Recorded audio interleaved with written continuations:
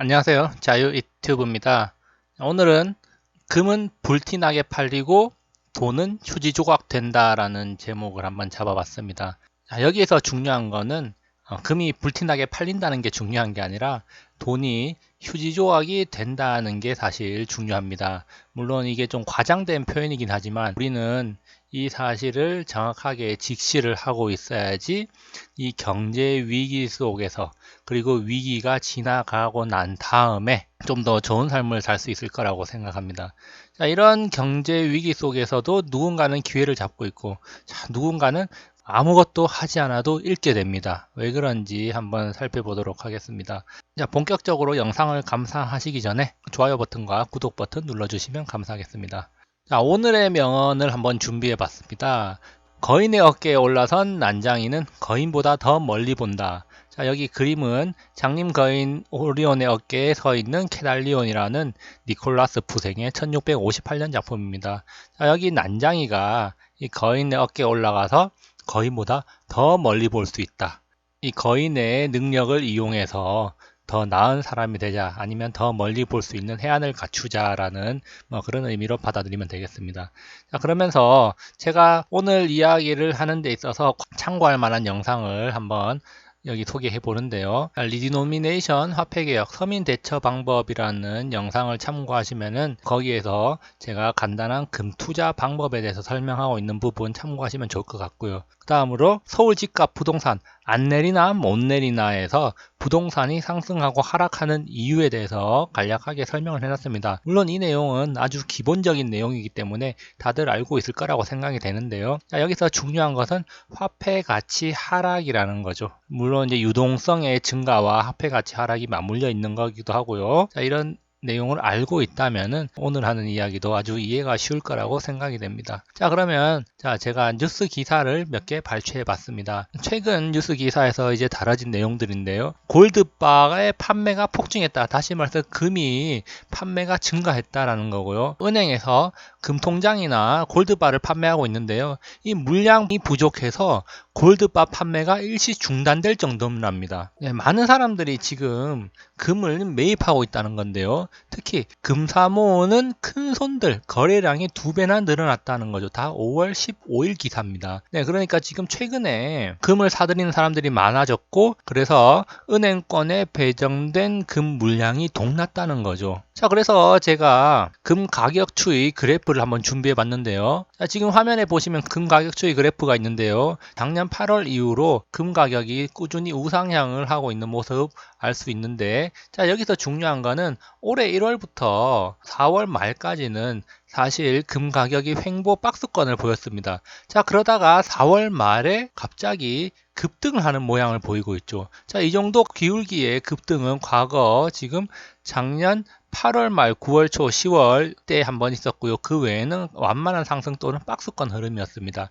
자, 이때 증시가 폭락을 했을 때 이렇게 금 가격이 상승을 했던 거고요. 자, 지금 한국 경제 위기가 가시화되면서 금 가격이 강하게 상승하고 있다. 자, 이런 가운데 좀 전에 우리가 확인했던 뉴스 기사, 금 판매를 중단할 정도로 물량이 부족하다고 이야기가 나왔습니다. 그만큼 한국 경제가 이제 불안하다는 걸 방증하는 건데요. 오늘의 환율을 한번 살펴보니까 오늘 1190원까지 찍었습니다. 자, 일각에서는 1200원까지 찍을 것이다. 그리고 1300원까지 가는 것이 아니냐라고 이제 이야기가 나오고 있고요. 수출 기업들한테는 긍정적이라고 할 수가 있겠지만 우리나라 경제 전반적으로 경기가 하향 추세를 보이고 있다는 점에서 이렇게 환율이 빠르게 올라가면서 외국 자본이 이탈하는 거 별로 좋은 현상이라고는 볼 수가 없습니다. 자, 그리고 이제 두 번째 최저임금 상승과 물가 상승이 나타나고 있다. 즉 화폐 가치 하락이 본격화되고 있다라는 겁니다. 냉면 값이 1,000원씩 상승이 됐다. 자, 그래서 냉면 한 그릇에 14,000원이나 한다는 겁니다. 자, 그래서 내용을 잠깐 살펴보니까 한 냉면 전문점 관계자는 그동안 인상 요인이 있었는데도 1년 넘게 인상을 하지 못하다가 최근에 각종 식자재 그리고 인건비, 임대료가 너무 올라서 어쩔 수 없이 가격을 올리게 됐다고 말했다. 자, 다시 말해서 지금 이런 여러 가지 상승 요인이 있었기 때문에 가격을 올렸다는 거죠. 다시 말해서 냉면만 이렇게 1,000원이 오르는 게 아니라 그 이전에 식자재도 오르고 인건비도 오르고 임대료도 올랐다는 겁니다. 그러니까 그런 것들이 지금 1년 뒤에 이렇게 반영이 되는 거죠. 자, 그런데 우리는 인건비 오른 거 다 알고 있습니다. 심지어 IMF 단장이 우리나라에 와서 최저임금을 2년간 30% 오르면은 그 어떤 경제라도 감당하지 못한다. 30%나 올린 거는 좀 과도했다라고 이야기를 하는 거죠. 이 냉면 가격이 지금 14,000원으로 오른다는 거, 주변 부대 비용이 다 오르기 때문에 물가 상승이 가속화될 수밖에 없다는 게 바로 이 기사의 핵심입니다. 자, 그래서 한번 정리를 해보면, 자, 최저임금 30%가 상승했다. 자, 이것이 물가에 반영이 되고 가파른 물가 상승으로 이어지고 있는 겁니다. 자, 그런데 경제성장이 마이너스 0.3%를 기록했습니다. 자, 그러면서 국내 설비 투자가 큰 폭으로 줄어들었죠. 그러면서 최근에 실업률이 큰 폭으로 증가하고 있다는 이야기가 계속 나오고 있습니다. 자, 이런 현상은 전형적인 스태그플레이션 현상입니다. 자, 스태그플레이션이란 경기 침체 상황에서 물가가 오르면서 사람들이 살기가 더 힘들어지는 거죠.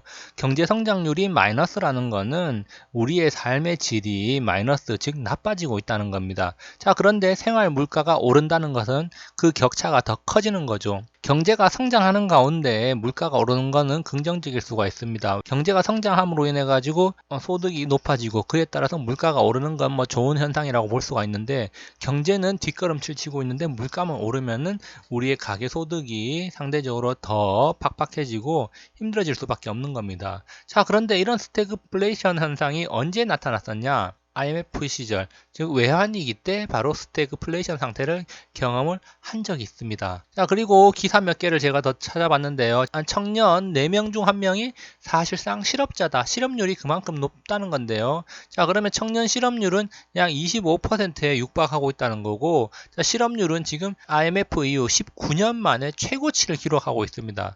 자, 지금 이 상황이 보니까 IMF 시절과 판박이가 아닌가라는 생각이 들 정도인데요. 자, 이 정도로 경기가 안 좋고 IMF 시절을 연상시키기 때문에 금에 대한 수요가 상당히 늘어난 것이 아닌가라는 생각을 하게 됩니다. 금은 안전자산으로 경제가 안 좋을 때도 그 가치가 보존이 되죠. 그렇기 때문에 상대적으로 금에 대한 수요가 늘어나고 그에 따라서 가격이 올라갈 수가 있는 겁니다. 자, 그러면서 제가 이제 뉴스 기사를 몇 개 더 소개해 보겠습니다. 한국 경제에 대한 해외 기관의 권고를 우리가 눈여겨볼 필요가 있습니다.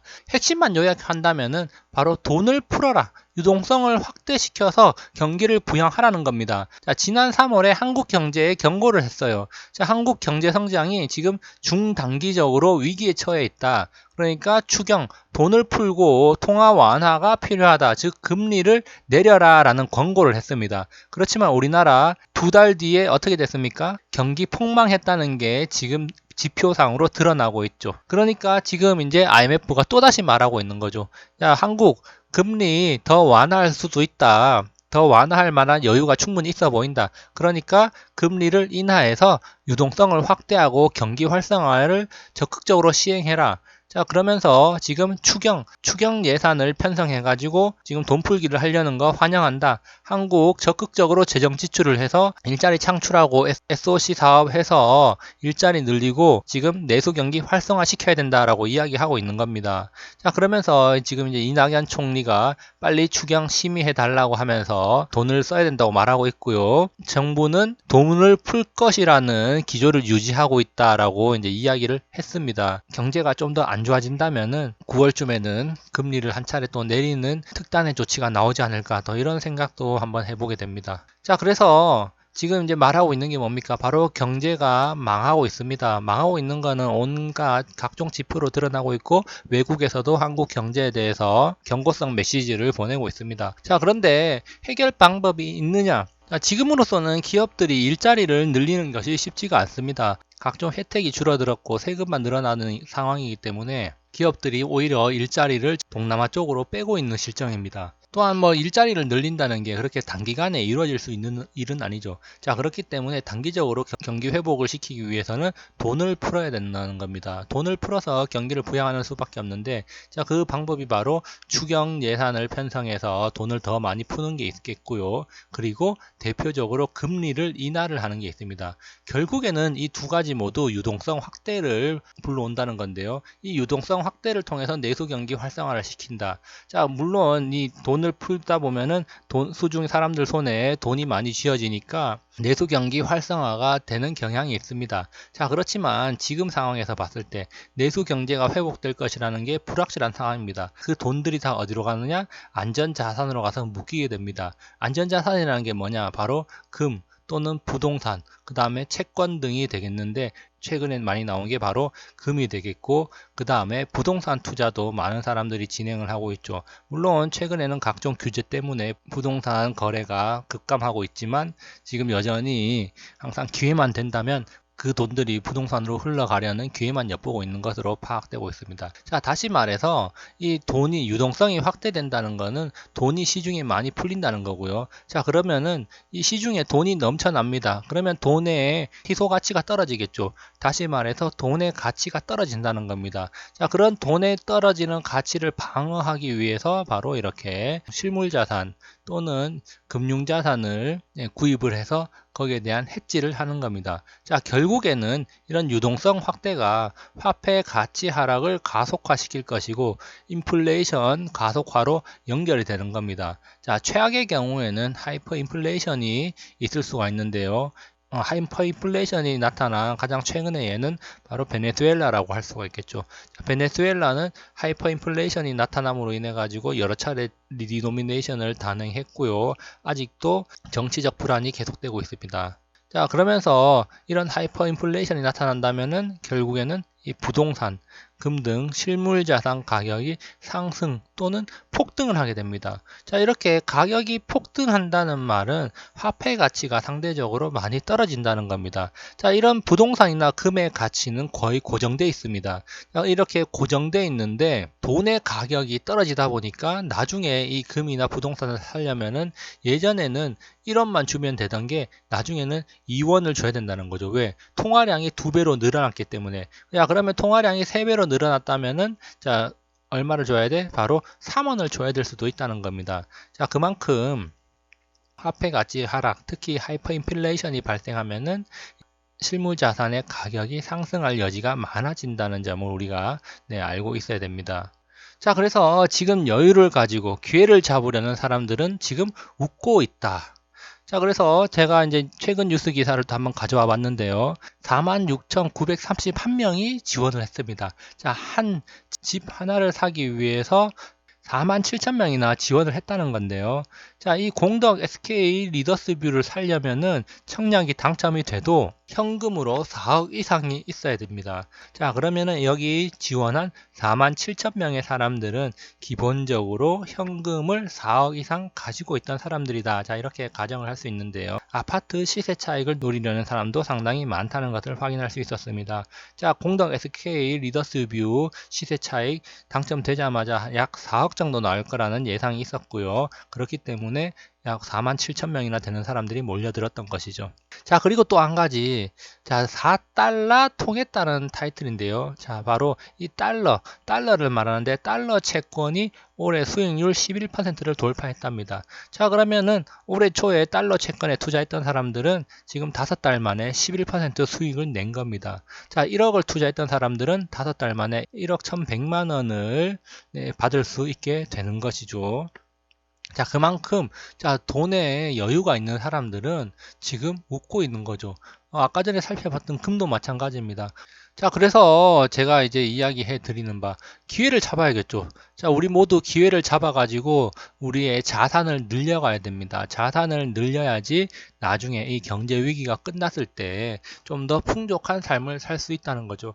자, 그러면은 기회를 잡으려면 무엇을 해야 되나? 사실 우리 같은 서민들에게는 옵션이 많이 없다는 게 좀 아쉬운 점입니다. 그래도 한번 건설적인 이야기를 해본다면은 이 화폐 가치 하락에 대비를 해야 된다는 겁니다.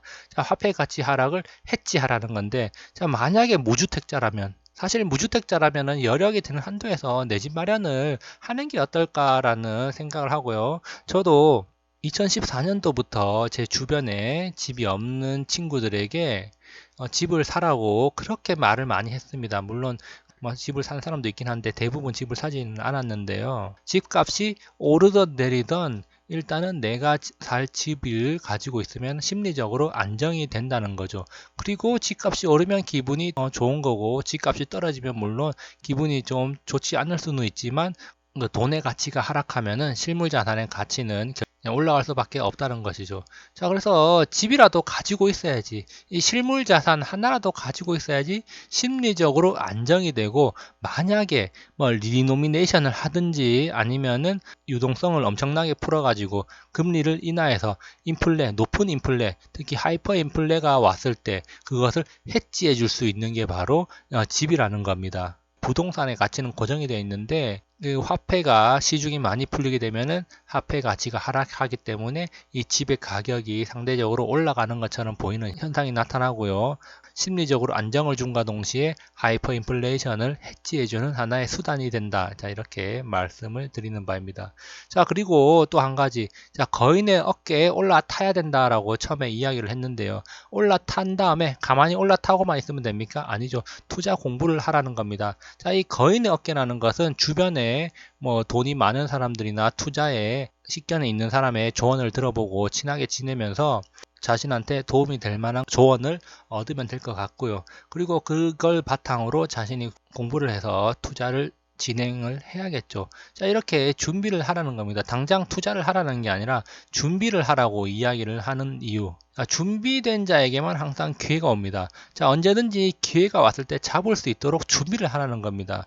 기회는 누구에게 와? 준비된 자에게 옵니다. 준비하지 않은 사람은 어떤 기회가 왔을 때 그게 기회인지 아닌지 구분을 할 수가 없습니다. 자, 그렇기 때문에 우리는 지금도 이렇게 유튜브 영상을 보면서 자산을 늘리기 위한 방법을 한 번쯤 생각해 보는 거고, 지금 현재 경제 상황과 미래 경제 상황이 어떻게 될지에 대해서도 한번 생각해 보는 거 아니겠습니까? 그렇죠.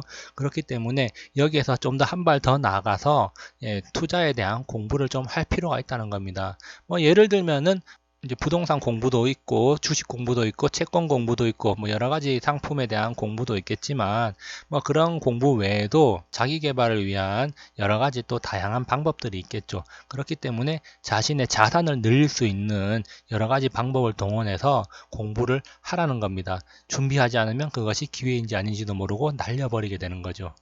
자, 그래서 사실 이렇게 서민들에게 옵션은 많지 않습니다. 자, 옵션은 많지 않다는 게 항상 저도 이제 아쉽게 생각하는 부분입니다. 자, 그렇지만 아까 전에도 말했듯이 거인의 어깨. 어떻게 본다면은 큰 손들, 자, 금을 애초에 많이 매입했던 사람들, 그리고 우리나라 경제가 안 좋아지면 달러가 오를 것을 알고 달러를 미리 사놨던 사람들, 자, 그런 사람들은 거인이라고 할 수가 있겠죠. 서민들은 부자들에 비해서 가진 옵션이 많이 없기 때문에 그 적은 옵션을 가지고 최대한 자산을 불릴 수 있는 방법을 연구를 해야겠고요. 자, 그런 면에서 항상 끊임없이 공부하고, 자, 지금 이런 유튜브 영상을 보면서도 자, 여기서 한 발 더 나아가서 자기 개발까지 이어가기 바랍니다. 여기까지 시청해 주셔서 감사합니다.